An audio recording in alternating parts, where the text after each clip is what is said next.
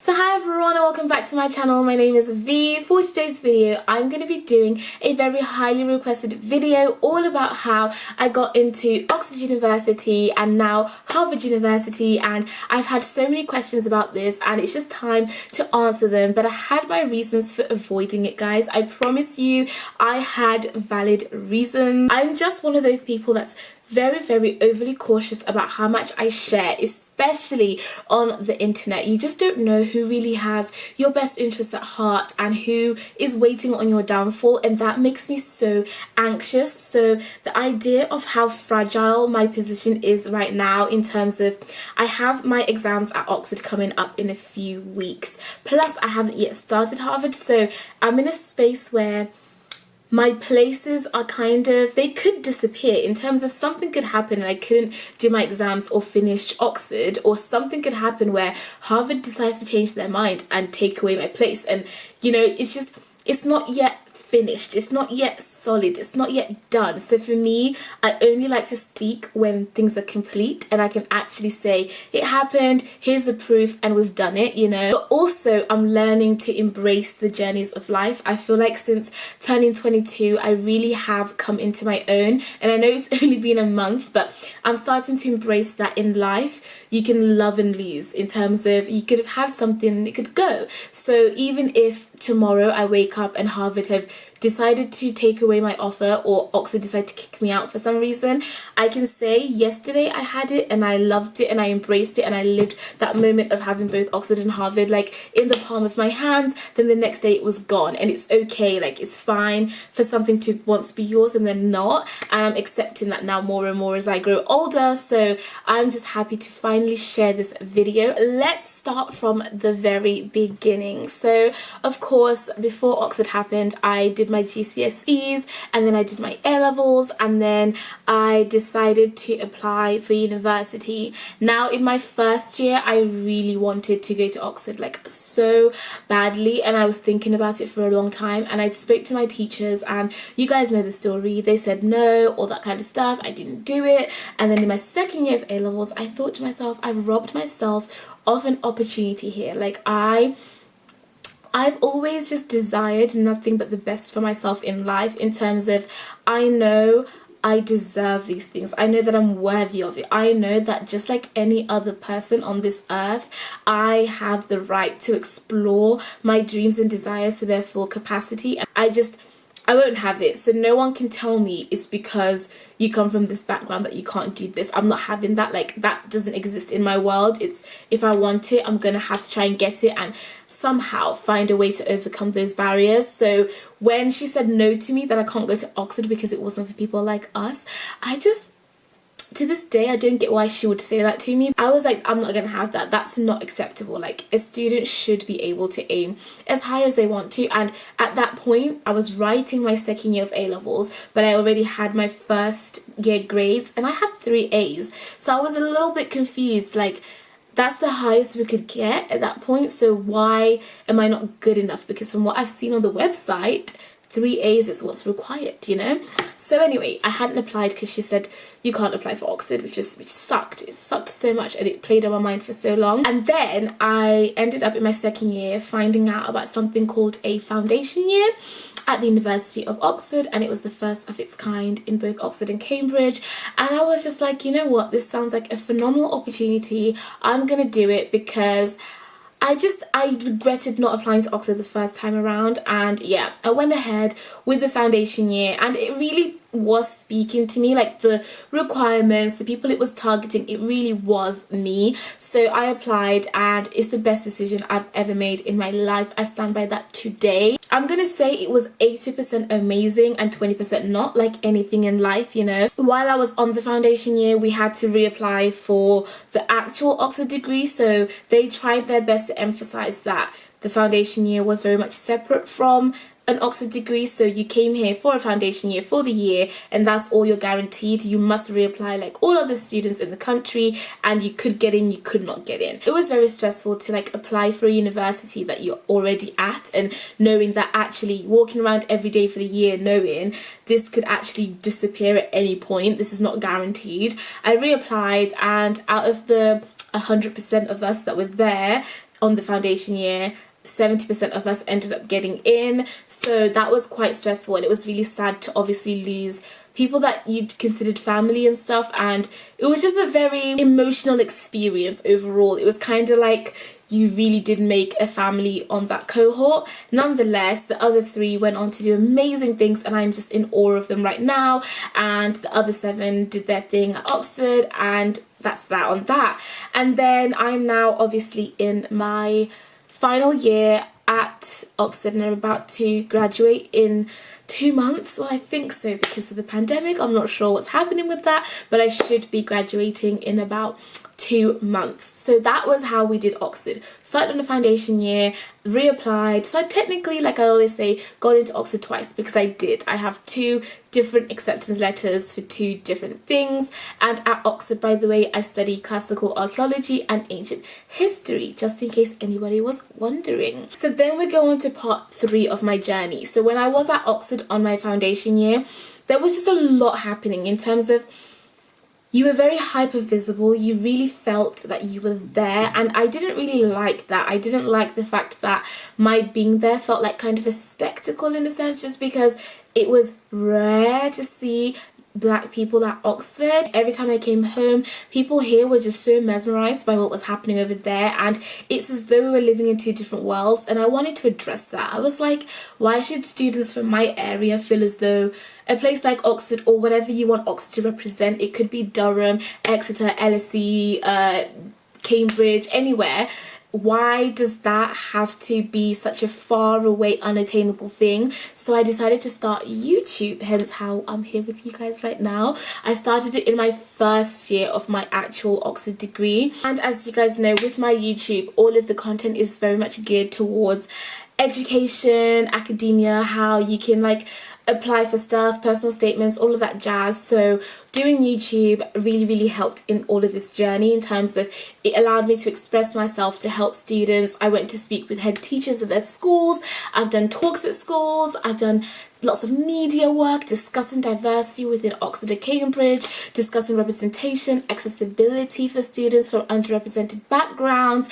targeting lots and lots of people, like companies, institutions, to try and make sure that they fix up, you know, make sure they let students like myself, students who don't come from money and stuff like that, know that, hey, you are welcome here regardless of what your journey has been so far. If you are dedicated, you're passionate about your subject or your line of work, and you want to do it, you can, you know. And I think it's really important for young people to have mentors or people that represent them in spaces like that, because I know it would have made such a difference for me, and it was just very scary. So when I started my channel, I was like, I want to bridge that gap. I want to be that person that people can look to before they start thinking about applying, and feel a little bit more comfortable when they see me being unapologetically me in a space that historically rejects me. Then after that, after launching into YouTube and stuff, I started doing a lot of access work myself, so no longer just with the university but on my own, to kind of expand it further than just Oxford. So I launched my own, I guess we can call it a social enterprise of some sort, called Empowered by V, EBV if you want. But yeah, that's been running for almost 3 years now, and I've helped so many students, and it makes me so happy.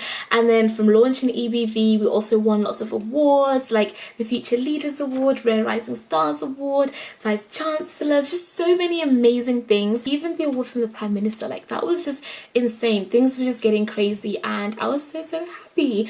And then I decided I want to continue pursuing education and making sure I help other people, but I want to take it global. Like I want it to matter and to be life-changing on a generational scale. That's when the whole Harvard thing kind of started to creep up in my mind. I mean, truthfully, I've wanted Harvard before I've ever wanted Oxford. Like I've always said that to you guys, and it's always been a dream, but it felt very distant and over there. But since I've launched into this whole empowerment and educational thing, I'm like, why should Harvard be a crazy goal? Like, who says? And obviously I'm not living in like a naive world. I know that there are so many factors to it, like the school you go to, how much money your parents have, all of that stuff helps give you a very big advantage. So I was very aware that I was on the disadvantage side of the advantage scale.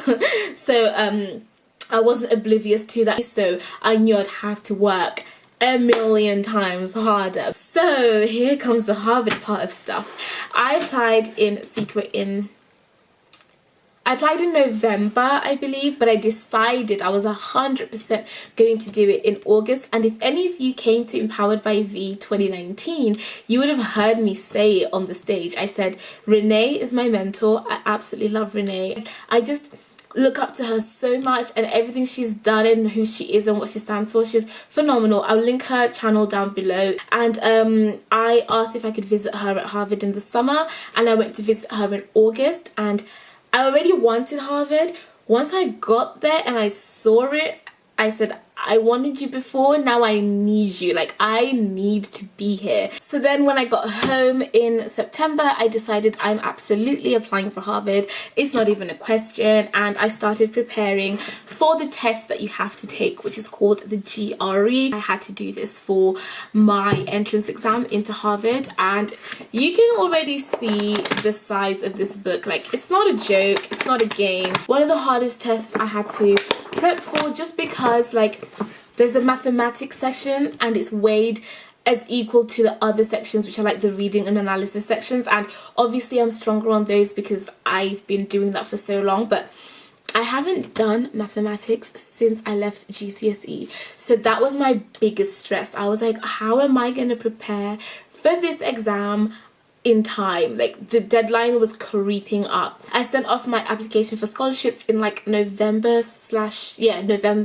and then I heard back end of December, and then I had my GRE test in January and also had my scholarship interview in January. It was a lot. It was stressful, but obviously in March, I don't know how we got in, and that's very exciting times. And that is the actual journey of how I got into both places. It was just A-level exams, it was reapplying, personal statements, interviews, tests. At Harvard, I'll be studying international education policy, which fits so well with everything that I've been doing for the past 2 or 3 years, and I'm so excited. So fingers crossed we actually get there and nothing happens to jinx it, that they don't take away my place, that Lord, you just allow me to live my best life at my dream university. Now, what do I think got me into Harvard? I think that truly it's the work that I've been doing for the past 3 or 4 years. I've been dedicated to my cause and unapologetic about it. My personal statement, I reread it and I was like, I was impressed with myself, and that's rare. Like, I'm quite hard on myself because I always think you can always do better on something, you know, but I'm starting to learn to embrace exactly what I've done and take it for what it is. And when I reread that personal statement like 2 months later, I was like, whoa, you've done a lot, girl. You've been busy these past 3 years, and I can see how someone reading that personal statement at an institution like Harvard can see that too. And I'm not gonna like lie and be all modest and say, oh no, I don't know how. I can see it. I've really been putting in the work, and I must emphasize that none of the stuff that I did was ever paid for, in terms of it wasn't monetary. It didn't require money. I didn't require to pay for extra like lessons or extra this. It was all free. I would go and volunteer at my local high school for 1 year, doing about 3 lessons or 3 trips there a week, and I was so dedicated. Or I would be doing all of these talks at different schools and stuff, all of it for free. I was doing this while doing my A-levels or doing university, while managing my side job, which was McDonald's, or while managing my other new job now, which is YouTube. And it was a lot, you know, and I think you can tell from the personal statement that I'm organized. I dedicate my time accordingly. I'm dedicated to whatever I'm doing. And you know what it is? The point of this video was I wanted to talk about, if you want anything in life, you have to remember that you deserve it. Like I said at the start, you are a diamond and you deserve any good thing on this earth that you want and that you work hard for. And you should never look down on yourself and think, I'm not worthy of that because I come from ABC or did. No, like, you 100% are allowed and you are within your right to dream big. What you must do when you dream big is make sure you have a plan of attack in place, in terms of I didn't just keep saying I want to go to Harvard. I said it and I did it, in terms of I read through the criteria, what's required, a GRE test. There's no way I could stroll into that test center, and it's a 4-hour exam or 3 hours. 3.5 hours, something like that.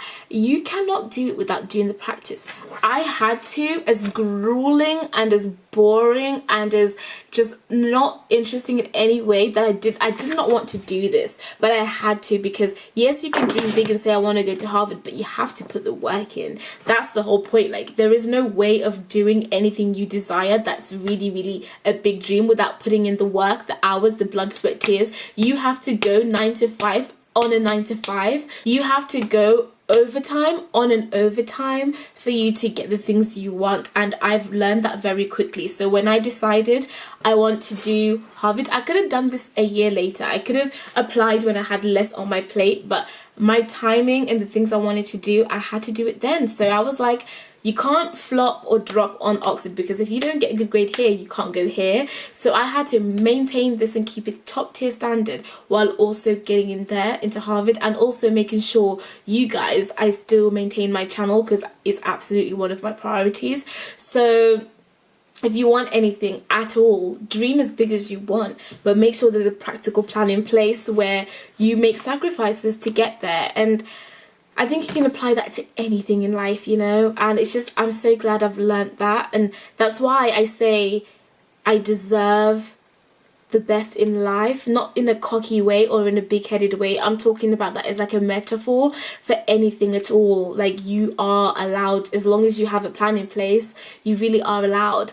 Oh, ignore the noise. You must absolutely ignore the noise when you're aiming high and dreaming big. You must listen to yourself, because you know yourself best. No one knows you as well as you know you. So you gotta do it. So remember that you are worthy. Like I said before, ain't nothing that you can't do. Unless you don't want it, then you can't do it. But if you want it and you know you're dedicated, motivated, and you love it and you want it, I'm sorry, no one can tell you that you're not good enough. What are you talking about? I'm not good enough. Why am I not good enough? Is it because I don't have the grades? Then I'll go back, redo the grades, relearn it, and I'll get the grades. Then I can do it. It's not you that's not good enough. Maybe the criteria, maybe there's something else, but you, intrinsically, you as a person, your worth is like, we can't put a label on it. There's no value or amount on your worth. It is invaluable. You are absolutely, definitely worthy, and you can do it 100%. But make sure you yourself and you have a conversation. Look in the mirror and say, what makes you happy? Where do you see yourself in the next 5 years? What do you want future V, or insert future whoever you are, to look like, to think, to feel, to be doing? What causes, and what do you hope will be your legacy that you leave on this earth? When people remember you for being here, what do you want them to know?